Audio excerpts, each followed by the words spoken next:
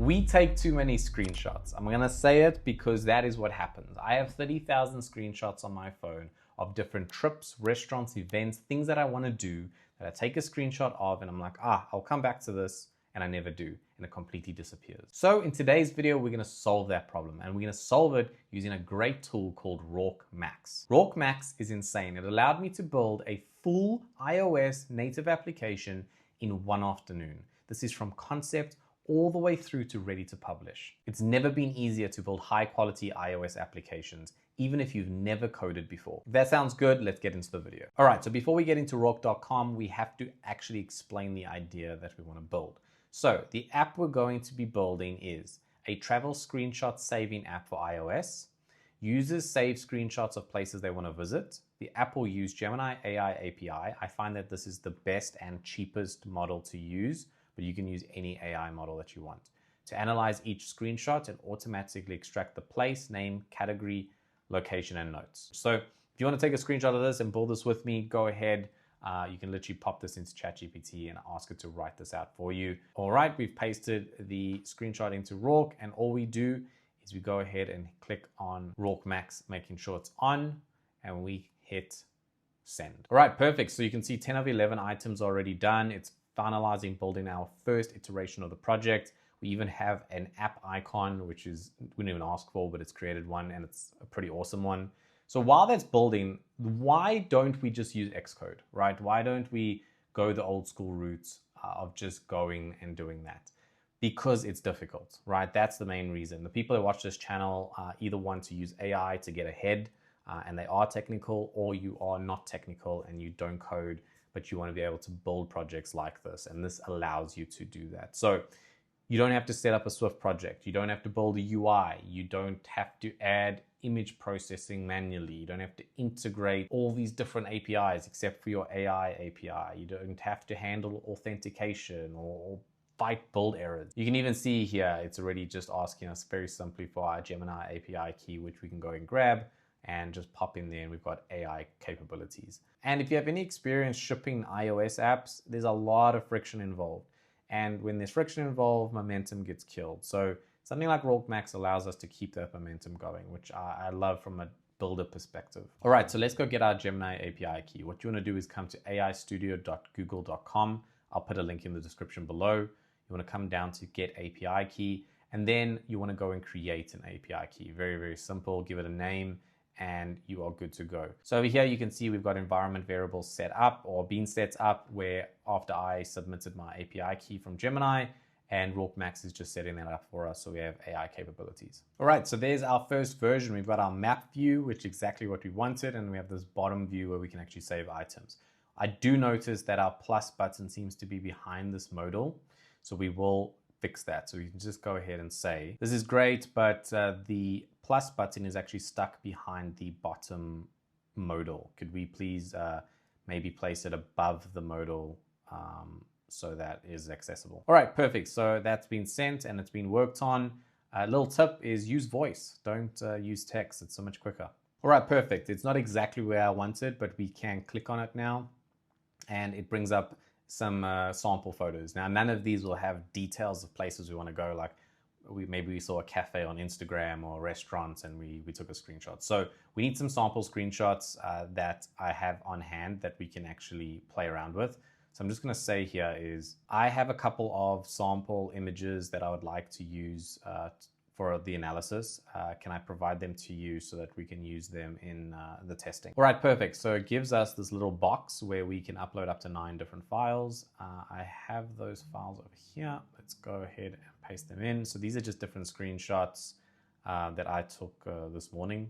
All right, so that's been sent, and that'll pop up in our actual simulator, but you can actually see there's a button called Run on Your Device. So you can actually connect your device via USB cable to your MacBook or whatever you're using, and you can actually run the app on your device and test on your device, which is awesome. All right, so let's give this a go. Let's click on our plus button. Okay, cool, and let's select a screenshot. So they are there.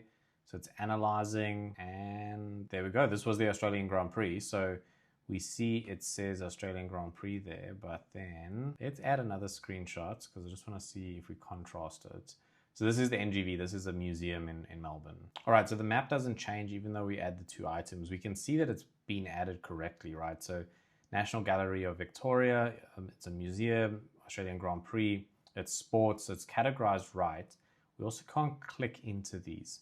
So we need to state, all right, and now we're gonna add in this prompt. So I need your help with 2 things. 1, I can't click into each individual item. 2, the pins on the map, that when a new pin is added to the map should dynamically change its size to accommodate so that all pins are shown on the map.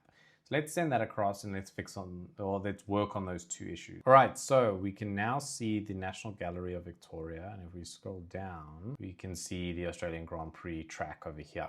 Okay, so we can see it's now dynamically changing to at least include the outskirts of all of our pins. But if we click on each of the pin, you can see how bad it is. We see the source image at the top here, but nothing else. So it's kind of off-centered. So what we want to say is, right now each place or event cell is rendering too tall. So I can only see about 2 items at once, and some details look like they're not loading properly, especially when you click into the item.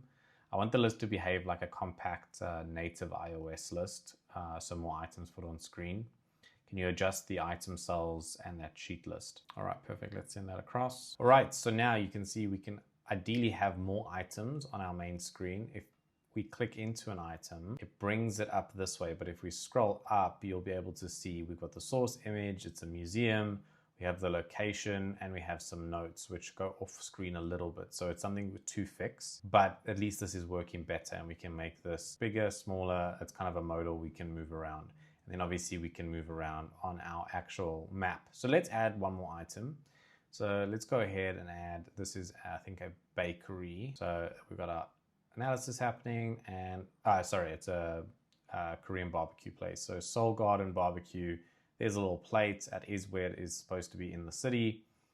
And if we click on that and we scroll up, we can see all of the details over here. So we're getting there. It's coming along. There's definitely some, it's not so much a feature specific thing we want to work on. It's more UI and the actual user experience. So lastly, I'm going to say here is, all right, so what I want is I want the add a place to visit button to actually, the plus button to be above the bottom scrollable modal, and I want it to be a whole bar across the top, which is saying, you know, add a place to visit, and I want to make it like more of a dark purple, and I want to change the whole barb to more of a kind of a dark purple. I then want the ability to, when you click into an item, I want it to actually note the notes about the item at the top. Then I want the map location and I want a directions button. And then below that, a link to the source file. So don't make the source file the top piece, make it the bottom piece. And finally, at the top, I want like a purple hue at the top of the app on the home screen to fade in and to greet the user to say, for example, good evening, whatever the name of the user is. That can be set up via the settings page, and I want to add a settings cog in addition to the filters that we have for all this week upcoming, those kind of filter pulls. Alrighty, as per usual, we do get errors when we are building products. So this is run of the mill, this is normal, but the beauty is we can just click fix with Rork and it will fix those errors. You can see here it's already looking to fix the error. So again, if you're non-technical, don't stress when you see this. It's not the end of the road for you. Just hit fix with Rork and you know, it's going to use some really powerful models to assist you. All right, so those edits have been made and we fixed a couple of bugs. So now let's accept. So this is the new look, right? This is what we want. Add a place to visit. We've got the little button at the top. We've got this week upcoming. We've got the settings. If we click on that, we can change the name. Let's go add a place. So let's use one of our sample images. Let's click on the NGV, National Gallery of Victoria. It's scanning at the back here, one thing we want to work on, but it adds it, which is good. And you can see if we scroll down on the map, we've got it over here. And we've got a little purple circle around our pins so we can see them a little bit better. We click on the item and this is what we want, right? National Gallery, Victoria, then what the image is showing, what it's about. Taking a second to just load the coordinates. And there you go, it's loaded up the directions to the actual place. Perfect. So let's add another item. Let's choose one of our other sample images. Let's maybe add this little cafe. I mean, this is the Korean barbecue place. Cool, Seoul Korean barbecue. And we can see over there, we've got those two different areas, locations. And yeah, we can have a look at the little notes, the directions, and the actual original source. If we just click on there, we can see the actual source. Perfect. And that is our app working as well as we want it to. Alrighty, and now I want to show you how we can easily publish this app so that other people can play around with it. So you just go click publish, you come down to new submission. Here you can set all the information up that you want, right? Your app icon, or you can generate an app icon easily by just describing it, which I've done over here. We can go back, we can click on our old icon if we want and replace it. Whatever you want to do, you don't have to design this in Canva or anything. You can design it straight in here, and you can see for our application, this is good enough, in my opinion, for an app icon. Pretty awesome, and you can play around and mess around with that. You then can name the app, so you can change the name of the app, the version, the bundle identifier, and once you're good to go, click continue. All right, so step 2 is you need an Apple developer account. One thing you can't get past, it's $99 a year. I'm gonna log into mine over here. You can see it's authenticating, and then it should ask me for a one-time PIN soon. It will here. So at this point, I still want to work on this app a little bit more before I put it out into beta. But if you want to sign up for the beta of this application, to check out the app, play around with it completely for free, and just give me feedback. And there'll be some benefits for people who want to be part of that early release and early beta testing. There'll be a link in the description below, and I'd love for you to let me know your thoughts and join and provide me some feedback so I can continue building this out, because I think it's a cool idea. And there you have it, everyone. That is the video from concept all the way through to publishable application. You can build iOS apps so easily with Rork Max. It's insane. You have an idea, you can build it out these days with the power of AI. Rork Max makes that possible. I would highly recommend go check them out. The link will be in the description below. And one last thing before I go is if you would consider liking and subscribing on the channel and on the video. We're getting closer and closer to 10,000 subscribers. You can also check me out on TikTok, Instagram. I've got a weekly newsletter that is focused on vibe coding, AI for non-coders, for non-technical people. Go check it out. All the links will be in the description below, and I will see you in the next video. Cheers.